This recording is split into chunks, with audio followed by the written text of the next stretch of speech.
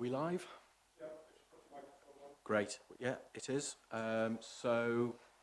If everyone can make sure their units are switched on at the side, that'd be helpful. You should just have a green power light on and then we're ready to go. Okay, thanks. This is obviously the planning meeting, so welcome to that. Once my clerk is here, we can get going because I've lost everything off my screen. So sorry.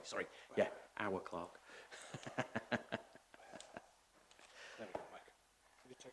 Thank you. Right, so members of the public and press are welcome, and we do have public session first of all. We've done the announcement about recording, so the first item is the public participation session, and we do have someone here who wants to speak to us. So do we have a microphone to use on the corner there? If Councillor Maguire can... It's on now, right? Thank you. So, good evening, everybody. Thank you for the opportunity to speak to you this evening. My name is Simon Hodgetts. I'm the Senior Technical Manager for Cornovi Developments Limited. This is in connection with an outline planning application with reserve matters for the site, the corner site as we call it, at the Mile End roundabout on Shrewsbury Road on the approach to Oswestry. This is the scheme that we presented to you all back in November of last year, and it's just to provide an update as to where we are with the planning process and to invite any further commentary and also hopefully retain your continued support for the scheme. So the application went in April. We are seeking an outline planning permission at the moment for circa 85 units. This is with matters reserved for site remediation and highways access, although we did submit with some additional reports, notably biodiversity net gain calculation and some additional highways and noise reports as well to help support the application.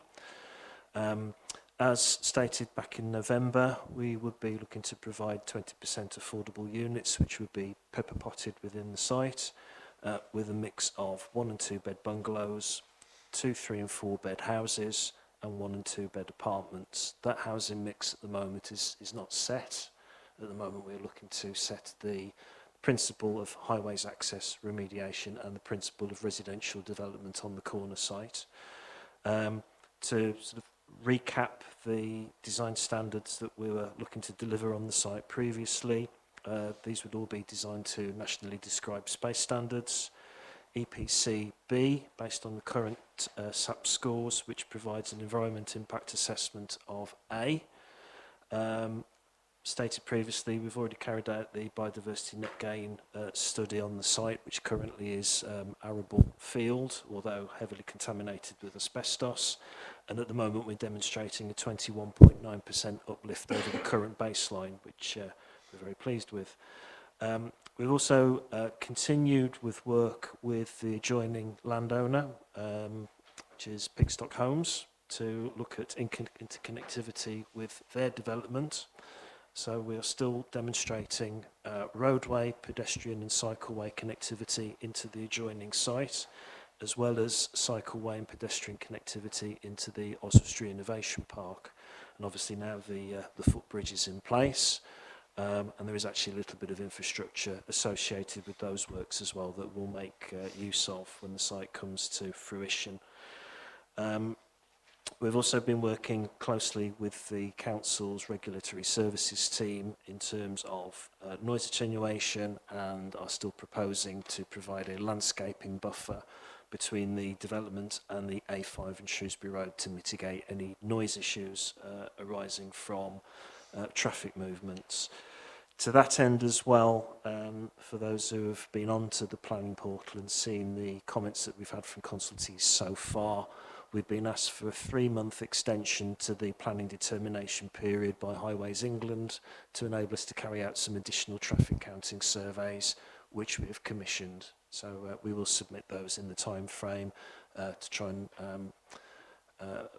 mitigate the concerns that have been raised by Highways England and to remove their current objection to the scheme. We don't see it being a detriment to the scheme getting through planning.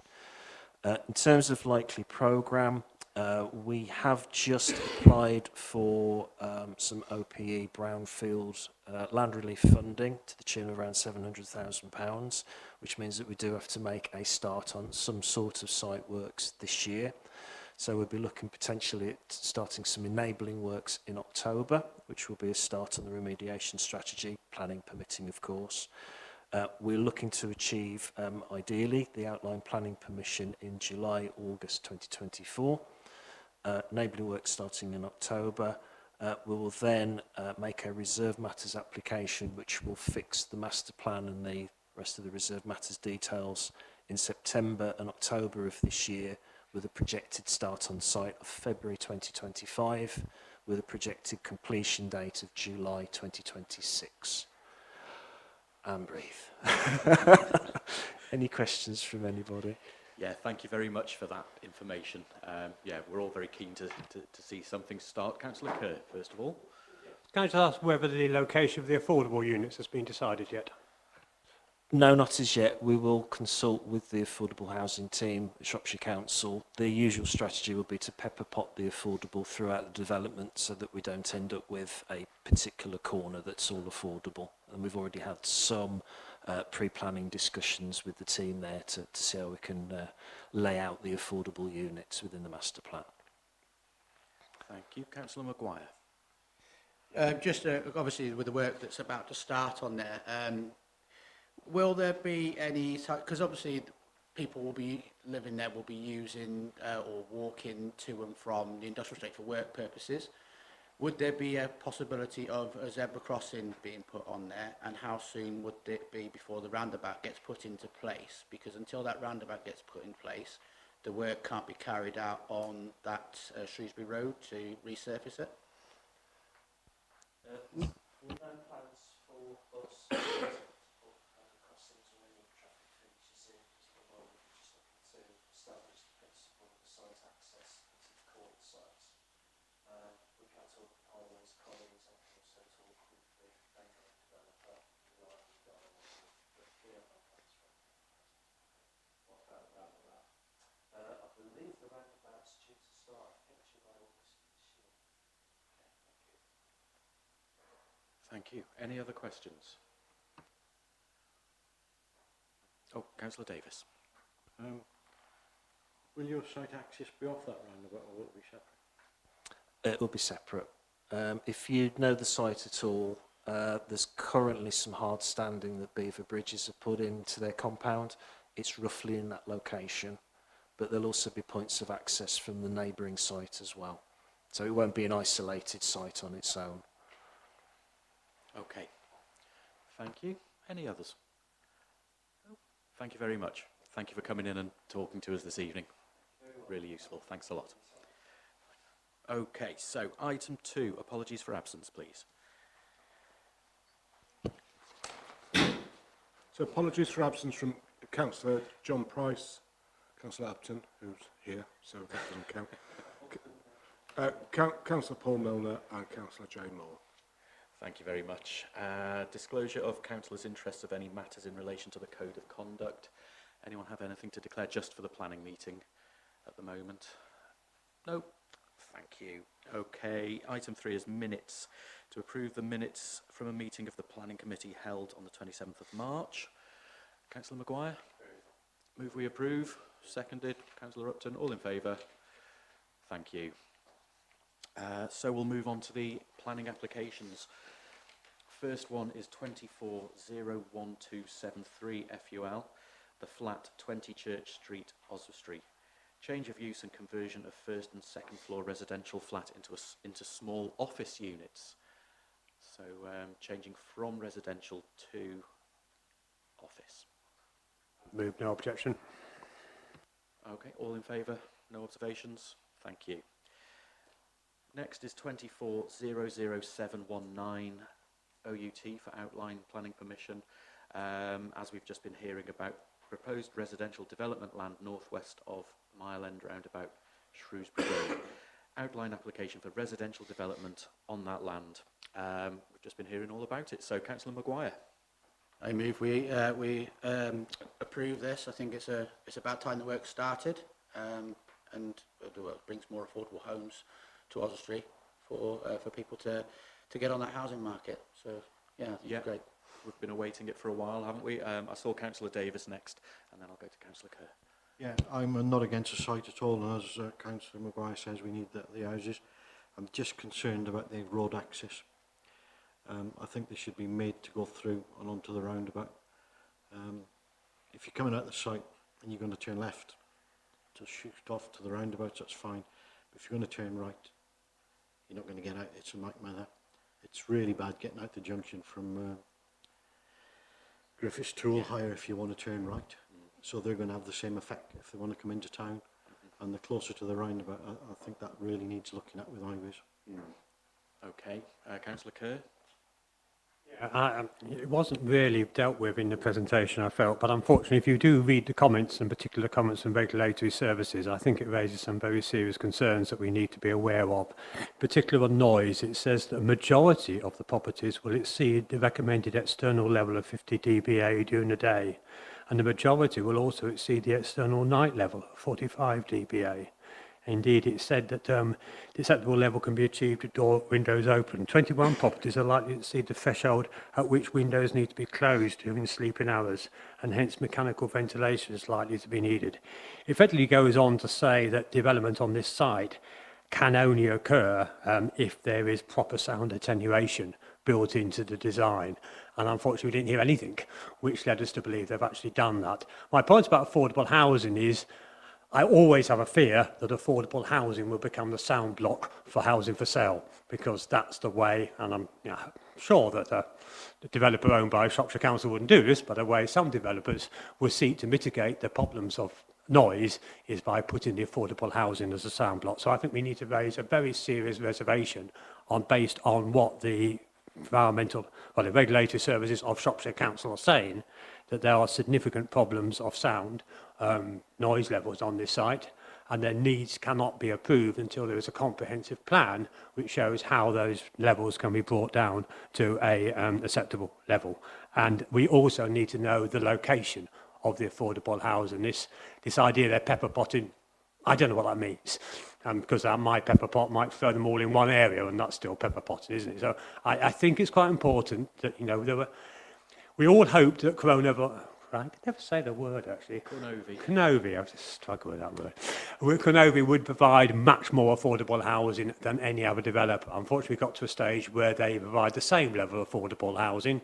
It's even more important that we make sure it's in the right place and it's not placed in a position where people who have limited incomes are placed at a disadvantage. The other thing to note is, of course, this is a contaminated land, and the same comments goes on to say there would need to be a no-dig level, so there need to be a solid pan put in and then built up land above that, but that does preclude the ability for people to grow trees, apple trees, and those sorts of things might become a problem in the future. Don't mean to do anything about that. That's the nature of the site. I'm not saying we should raise that. I just want people to not be unaware of that as an issue in development of this site. But the noise issue, particularly because this is the wraparound corner site, I think needs to be very carefully addressed. I can't support your application. I welcomed housing development on this site, but I'd welcome it when I've seen a plan which deals with the obvious noise issues, and I question why it's been left so late. Thank you. Councillor Coburn. Yes, in terms of the noise issue, you did briefly mention in the presentation that they've got trees and so on to mitigate that. Is that something that's happened in response, are you aware, in response to the concerns of the regulators, or is that something that's going to have to be built on beyond what was suggested in the presentation?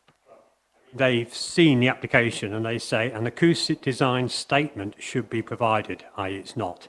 It should consider incorporating acoustic design measures such as external site layout, internal layout, and consider if a abandoned barrier could be incorporated into the landscape buffer. So there are clearly things that can be done, but they're not being in the application. And my fear is if the application is approved as is, then it just sits there as a recommendation, was never implemented. So I think we've got to be quite strong and say this has to be done before we can, as a town council, be satisfied. Well, of course, this will come back through. This is outline planning permissions, so a more detailed plans will be submitted as part of the planning process. But I think what I'm hearing is that, you know, we welcome the beginning of development of the site, but we do have significant concerns that need to be addressed with regard to the access in terms of highway, concerns with safety and accessibility at busy times, and also comments from the regulatory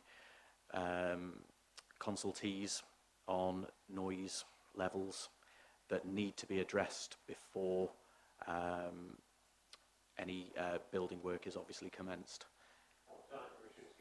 or before full planning permission is given. It's a simple remedy, though, isn't it? At the end of the day, it's like trees, or as they did in the car park for Osprey School, they put those sound deadening fencing in. So it's a simple Acoustic fencing. Yeah, it's absolutely simple. Yeah. Yeah. I'm happy to approve it Yeah. until it is done. Yeah. Yeah. I don't think things would do it, to be honest, because of the Possibly not. as well. Yeah. Okay. Yeah.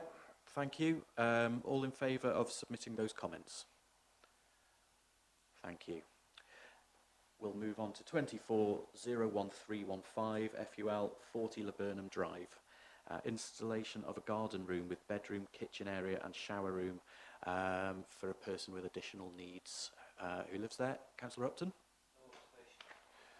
Move no observations. Councillor Kerr? Councillor Maguire? I was just going to say, I've got no objection to it as long as it's not encroaching or overlooking the neighbours with heights, because obviously you have height restriction over 2.1 or 2.4. That's it. It is a low level, but I wouldn't like it to be encroaching into a neighbour's views, if you like, or looking into a neighbour's garden through windows or such like. Yeah, thank So you. just be mindful. Councillor Kerr? Intrigued by a person with evident needs has been placed in the garden, really. Rather than it being attached to the house, to be frank, perfectly frank, I don't understand why it's a separate structure. Of course, once it's got planning permission, it's planning permission in perpetuity, and the person who has needs may move on, no longer be there, and it will be available as a unit of accommodation, with permission for a unit of accommodation. And I'm concerned about that. So I just raise those concerns that I feel it is a retrograde step that the unit's obviously needed, but it's not incorporated into the house or an extension to the house. Don't understand why it's a separate unit. And what will happen in the future is appropriate to have this unit of accommodation going forward, because that's what it will become, won't it? So what are you proposing as a Well, comment? concerns, and we raise our concerns. Okay, so we raised... Sorry, Councillor Davis. Yeah, I agree with Councillor Kerr. Initially, it probably has got the use of saying, but you can see it easily becoming an Airbnb, separate from the house, all contained little unit, happy days. And I think if it is built, it needs something, can have a 106 or something on it, that it can't be used for them purposes. But I don't see why it can't be joined to the house, which makes it more sensible for what its purpose is for. Right. Councillors, can we, rather than a conversation, can we stick to the normal channels for making comments? Would you like to make another comment, Councillor Kerr? Earlier, but it's not just about the future. It's just about, you've got a disabled person. You're really going to put them in the garden? Can they get out of this unit themselves? Is that so? You know, it just does seem to be a bit strange. Councillor What's the Owen? heating for this unit?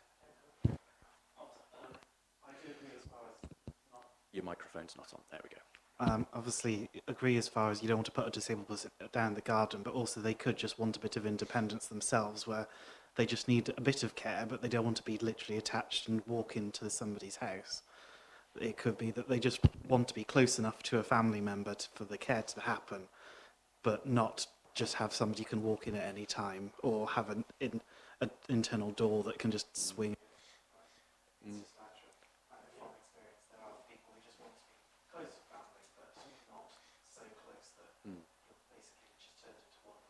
Maintain privacy and independence, basically. Yeah. Councillor Rose, did you want to come in? Saying it did have a ramp there, and it may be more suitable for them. Maybe, maybe there's, I don't know what the windows are like at the back of the house. Maybe it would make the whole back of the house dark. they've done it for a person, so they've got a little shared garden bit, you know, there's Yeah. all sorts of reasons why they might, So might be quite good. we don't object, but we just highlight concerns about overlooking other properties. Pardon? I think you could perhaps suggest that it may be a condition. I don't think you can say section 106, but you can say a condition of future use, can't you? Yeah. And yeah, that we have concerns about the future use changing, and would ask that this is addressed via a planning condition. Okay. All in favour of that? Thank you very much. One against? Any abstentions? No? Thank you. Okay, so that is that on the applications after all this time without a planning meeting, and just those three. Well, So we'll adjourn. it's probably just worth highlighting the reason we've had to have this meeting before council, as opposed to putting these applications onto next week's agenda, that we weren't granted an extension. And that's interesting, given the guy from Conovi said they're not determining the application until September. So sort of the feedback of the planning officer taking quite a hard line with us, so we're having then to manage our responses accordingly, and I thought it was important that this one went on an agenda rather than officer comments. Right, thank you everyone. Meeting adjourned, and we'll reconvene at 7 sharp.